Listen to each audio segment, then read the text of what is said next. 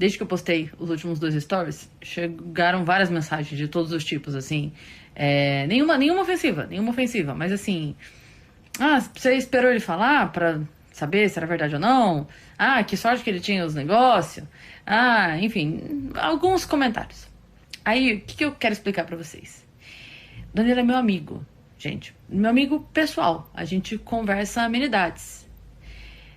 Tem 20 anos que eu conheço o Danilo, a gente se conheceu muito antes de muita coisa acontecer. Muito antes de muita coisa acontecer na minha vida e na vida dele. E a gente acompanhou a vida um do outro durante os últimos 18 anos. São 18 anos que a gente se conhece. Então, assim, é muito tempo você sabendo e vendo como a pessoa lida em inúmeras situações. E por isso eu não tinha a menor dúvida que a história não era bem aquela que estava sendo contada. Eu não precisava de provas. Eu não precisava que ele postasse, que ele mostrasse nada. Eu não precisava. Ele precisa de provas para uma questão jurídica, para opinião pública. Para mim não precisava de forma alguma. Eu tenho inúmeras provas empíricas de como o Danilo age na defesa de um amigo, de uma amiga. Em diversas situações eu vi isso acontecendo comigo. E eu tô falando disso desde que a gente se conheceu, desde o primeiro dia que a gente se viu na vida, o Danilo me defendeu. Eu já contei isso, não me importa de contar de novo. Primeira vez que eu interagi com o Danilo pelo Twitter. E ele me convidou pra abrir o show dele, eu cheguei pra abrir o show dele, o produtor local falou que eu não iria abrir. O Danilo, e o produtor falou, não vai não, não sei o quê. Quando o Danilo chegou, eu falei, olha, eu vim só pra te falar que a gente nos conhecia. Eu falei, eu vim só pra te dar oi mesmo, o cara falou que não vai. Ele, como assim que não vai?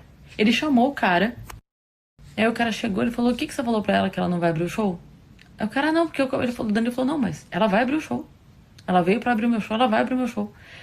Ele não precisava, entendeu? Ele podia ter virado pra mim e falado, ah, que pena, então numa próxima. E estaria tudo bem, mas ele não deixou pra lá. Entende? A gente não era amigo, a gente era conhecido de Twitter na época. Numa outra vez que eu fui abrir o show dele, aí a gente tinha se conhecido pessoalmente já, mas, de novo, ainda não éramos amicíssimos. A gente só se conhecia. Cheguei pra abrir o show dele uma outra vez, e aí eu abri o show, no final do show, veio uma jornalista no final, e aí começou a perguntar pra ele, ah, o que você acha de Mulher na Comédia? Você acha legal Mulher na Comédia? Aí ele falou, você tava aí no show? Ela falou, tava. Ele falou, você viu que ela abriu o meu show? Ela falou, vi. Ele falou, então por que você não aproveita e não entrevista ela? Já que você quer falar tanto de humor feminino, valoriza o humor feminino, tá aqui, ó. Coloca uma foto dela no seu jornal, valoriza, bota o nome dela na matéria.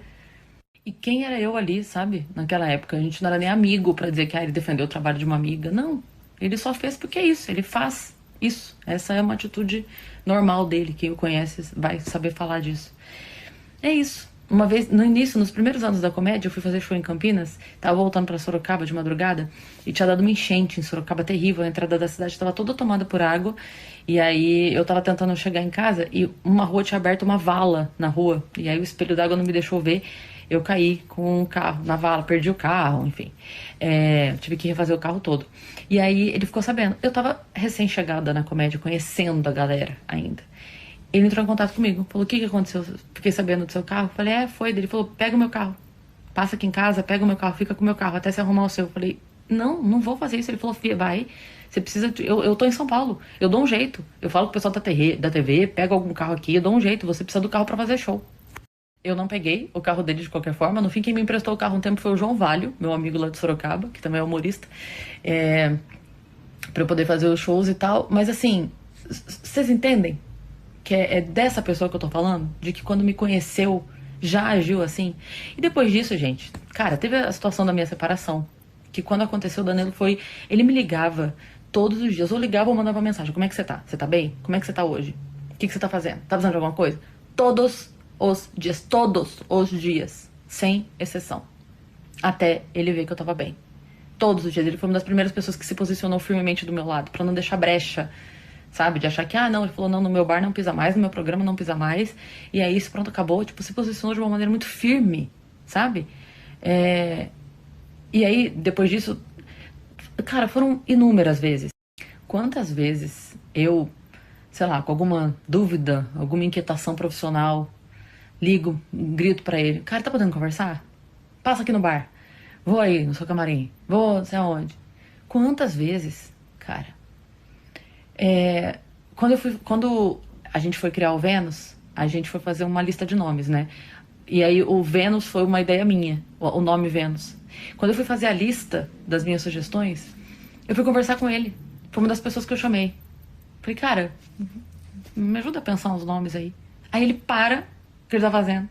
Pra falar, entende? Um cara que tem programa, show, tava gravando filme na época, fazendo o livro dele, lançando quadrinhos. Para, porque é a doida da Cris Paiva, que é a ideia de nome. Entende? É esse cara que dá atenção, que dá ouvido, que para, que presta atenção, que valoriza até as nossas bobagens. Eu fui no programa dele tem 20 dias, uns 20 dias mais ou menos. Aí eu gravei o programa dele, que eu fui pra divulgar o lançamento do Melhor Versão. E ele, como sempre, muito atento, muito generoso, falou, vamos lá, pra você divulgar. Beleza. Aí eu fui e gravei. Dia seguinte, cara, muito obrigada pela oportunidade.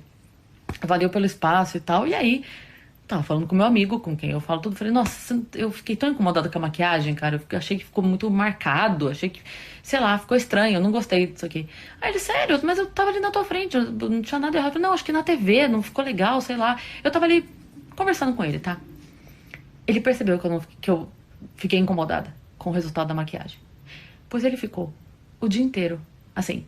Assiste lá de novo, dá uma olhada. Tem ninguém no comentário falando nada. Por que você tá incomodada? Não, peraí, você ficou incomodada? Tem um aplicativo aqui, dá uma olhada. Vê se você baixa o vídeo, bota esse efeito aqui, vai dar isso aqui. Ele ficou tentando resolver o meu incômodo com a maquiagem. Entende? Um homem extremamente ocupado ficou durante um dia inteiro ali, ó. Ia, voltava, conversava comigo, mandava mensagem. Você assistiu? Você achou? Ficou muito ruim? Você gostou? Você, não sei o quê?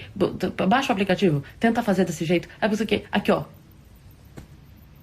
Aí você vai me dizer que essa pessoa que, com uma amiga que reclamou da maquiagem, ele não sossegou até ele ver que eu falei, não, tá tudo bem, eu assisti de novo. Acho que foi só na hora que eu tivesse a impressão, tá tudo bem. E não sossegou enquanto ele não viu que eu tava bem. Aí você vai me dizer que essa pessoa ia ignorar algo tão sério, tão grave como uma amiga?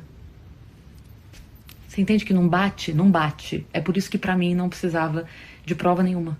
Porque pra mim não faria o menor sentido ele agir dessa forma, porque não seria ele. Não seria ele. Eu ia falar, realmente tava com febre interna. Se ele tivesse agido de outra forma, não era ele.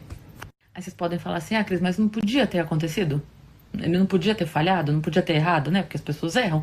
Ele não podia ter se equivocado, não podia ter falhado na atitude nesse momento, não podia ter sido um momento em que ele não agiu como... Podia, é claro que podia. Todo mundo humano, ele podia ter errado, né?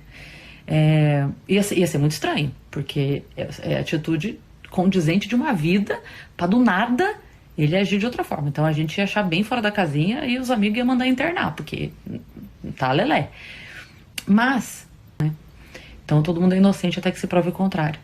Mas é que, no caso do Danilo, ele é sempre culpado até que se prove inocente. Uma pessoa que está acostumada a viver apanhando de todos os lados, aprende, né, a se proteger. E graças a Deus ele estava bem protegido, porque ele está acostumado a precisar disso.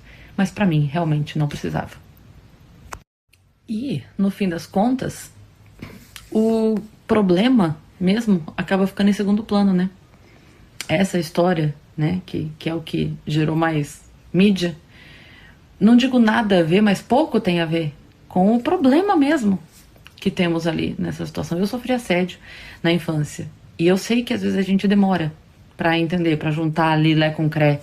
Eu era criança também, demorei pra entender o que tinha acontecido comigo, mas eu sei que de qualquer forma fica uma dor, né? Fica um negócio ali que é difícil de digerir mesmo, a gente não sabe nem o que a gente quer fazer e tal, mas eu sou da opinião que a nossa dor tem que virar escudo, não arma. Você não resolve a sua dor causando outra dor. Você não resolve o seu problema causando outro problema, né? Há que se ter um pouco de responsabilidade também a respeito da vida das outras pessoas, né? No fim, todo mundo tem os seus problemas, né? Eu tenho, vocês têm, Danilo tem. Danilo tem uma história de vida familiar dificílima. Quem não sabe, acha facilmente aí na internet. E eu vi uma coisa outro dia que eu achei tão maravilhosa, que falava assim, que o herói e o vilão, eles nascem do mesmo lugar, que é uma dor muito grande.